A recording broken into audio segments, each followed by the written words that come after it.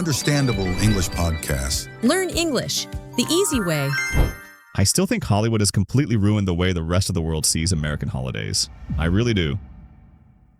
Good morning to you too, Bryan. No, seriously, think about it. Welcome to the Understandable English podcast, by the way, but I just have to get this out. If you watch an American movie, any movie, the 4th of July looks like an absolute blockbuster event. There are marching bands on every corner, fireworks that cost $1 million exploding perfectly in time with music, and everyone is wearing perfectly clean red, white, and blue clothes. And fighting off alien invasions with Will Smith, usually. Exactly. And that is exactly what my friend Mateo expected. So Mateo is from Spain. He moved here about 6 months ago, and this was his very first 4th of July.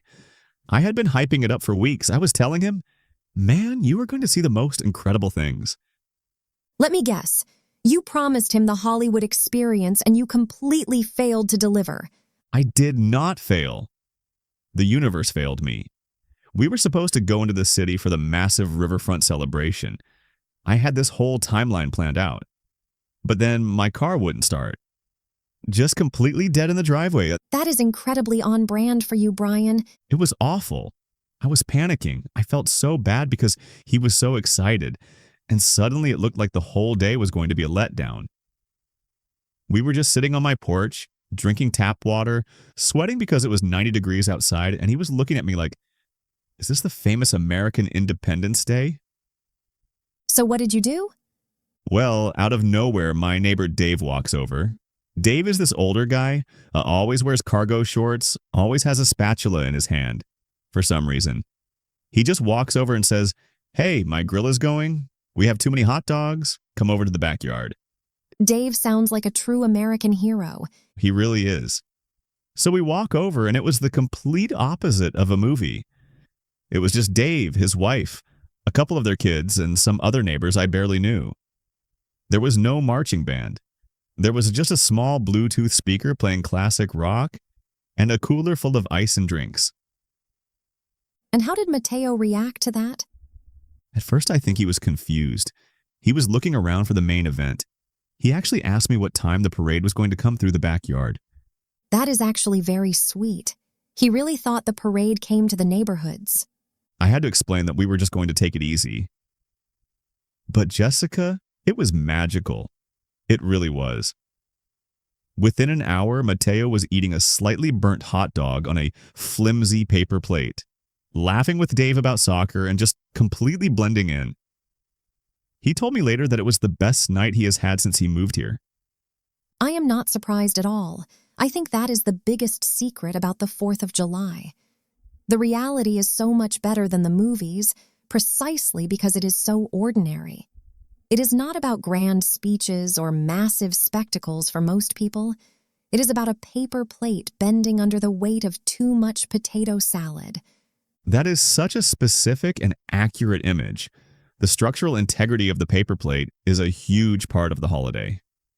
It really is. By the way, if you're listening to this right now, we would love to know in the comments if you have a favorite summer holiday food in your country. What is the one thing you absolutely have to eat when it gets hot outside? Tell us in the comments. It helps us out and it helps you practice your English. Yes, please tell us, because I am always looking for new foods to bring to Dave's backyard. But Jessica, what was the 4th of July like for you growing up? Because I feel like you probably had very organized, calm family gatherings. You say that like it is a bad thing, but yes, my memories of Independence Day are very quiet, actually. We did not live near a big city, so we never went to those massive fireworks shows. We just stayed in our neighborhood.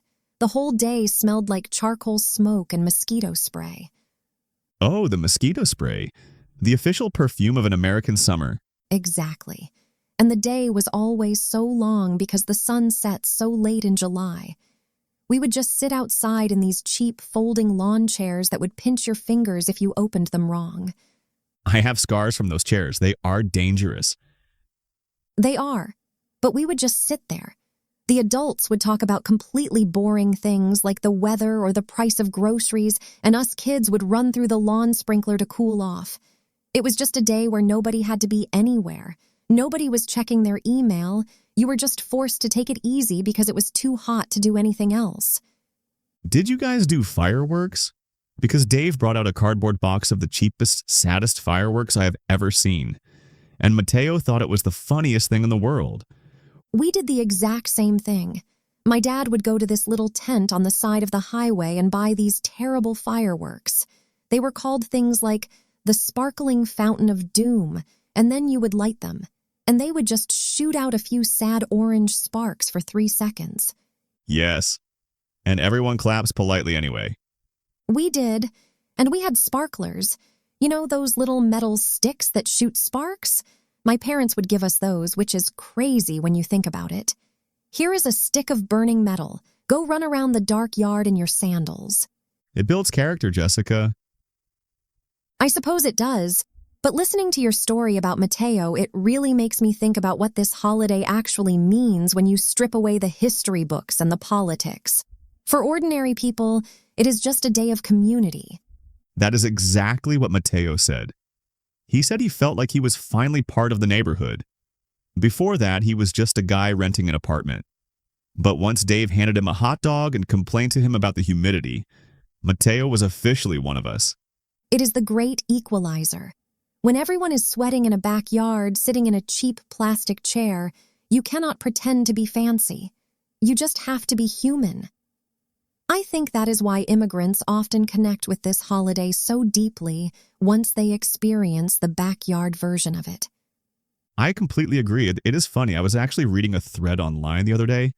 It was this big forum where people were sharing stories about their first 4th of July as a new immigrant to the country. And almost every single story was the same as Mateo's. Really? They all expected Will Smith and got a backyard instead? Pretty much. There was this one story from a guy who moved here from a very formal culture where holidays are very strict and serious. He said he dressed up in a full suit and tie to go to his coworker's 4th of July party. Oh no, a suit in July? He must have been melting. He said he walked into the backyard and his boss was standing in a kiddie pool filled with water, wearing a highly questionable Hawaiian shirt, flipping burgers. That is an incredible visual. What did the guy in the suit do? He said his boss just laughed, handed him a cold drink, and told him to go take his tie off. He said he took off his shoes, rolled up his pants, and by the end of the night, he was sitting on the grass, watching neighborhood fireworks, completely relaxed. He wrote that it was the first time he realized he could actually belong here. That is a beautiful story. It is a very specific kind of welcoming. It is not formal. It is not polite in the traditional sense. It is just saying, hey, we are all hot. We are all tired. Come eat some food and look at the sky with us. If that sounds familiar to anyone listening, or if you have a holiday in your culture that is just about sitting outside and eating with neighbors, leave a like on this video. It is always so interesting to see how different cultures do the exact same thing. It is. I think every culture has their version of the backyard barbecue. The food might change, the music might change, but the feeling of just existing together is universal. It really is. And you know, as the night started to wrap up, Mateo and I were walking back to my house. The street was quiet. You could smell the smoke in the air from all the grills. And there were just little groups of people talking on their porches. The best part of the night. It is. And Mateo looked at me and said, you know, the movies make it look like a party for the country, but it actually feels like a party for the neighborhood. I just thought that was so smart. He is very observant. He managed to figure out in one night what takes some people a lifetime to understand. He is a smart guy. He did, however, get very confused by some of the English I was using while I was telling him about my failed plans earlier in the day. Oh, what did you say to confuse the poor man? Well, it is funny because we used a lot of the same phrases today on the podcast. I was talking to Mateo and I said the big city parade did not live up to the hype. And he just stared at me. Ah, to live up to the hype. That is a great phrase. If something lives up to the hype, it means it is as good as people expected it to be. When everyone talks about how amazing a new restaurant is, and you finally go, and the food is incredible, it lived up to the hype. Exactly. But if you go and the food is terrible, it is a letdown. That was the second phrase he asked me about. A letdown. A letdown is just a disappointment. It is when you expect something good and you get something bad or boring instead. Missing the big city fireworks was a letdown for you, even if the backyard party ended up being better. It was a huge letdown in the moment. Especially because my car dying happened completely out of nowhere. Out of nowhere. That means suddenly and without any warning. You did not expect it at all. Just like Dave appearing out of nowhere with a spatula. Exactly. 1 minute I am sad, the next minute Dave is there. And Dave told us to just take it easy. Mateo actually knew this one, but I use it so much I wanted to mention it. To take it easy just means to relax, to not stress or work too hard. It is the perfect phrase for a summer holiday. Just take it easy, sit in a chair, do nothing. And because we took it easy, Mateo was able to just blend in with the neighbors. To blend in. That means to look or act like the people around you, so you do not stand out. If you wear a suit to a barbecue, you do not blend in. But if you hold a paper plate and a hot dog, you blend in perfectly. I think I am going to buy Mateo his own terrible folding chair so he can permanently blend in. And the last thing I told him was that the night was going to wrap up around 10. To wrap up means to finish or conclude something, like wrapping up a meeting or wrapping up a party when people start to go home, or wrapping up this podcast episode. You are so good at those transitions, Jessica. It is almost like you are a professional. I just like to keep us on schedule, Bryan. Otherwise, you would talk about Dave and his hot dogs for another hour. I could absolutely do that. Dave has very strong opinions on mustard. But you are right, we should probably let people go enjoy their day. I think so, too. Whether you are celebrating a holiday this week or just enjoying a regular day, we hope you get the chance to sit outside and take it easy for a little while. And if you see a neighbor, offer them a slightly burnt hot dog. It might just make their whole week. Thank you all so much for listening and practicing your English with us. Have a wonderful week, everyone. We will talk to you next time. Goodbye. Bye, guys. Goodbye. So I went back to Dave's house the next day to help him wrap up the cleaning. But out of nowhere, he tells me his secret potato salad recipe, which I thought would be a letdown. But it actually lived up to the hype, so I had to just take it easy, eat 3 bowls of it, and try to blend in with his family so they wouldn't ask me to leave. Please tell me you used a fresh paper plate for each bowl.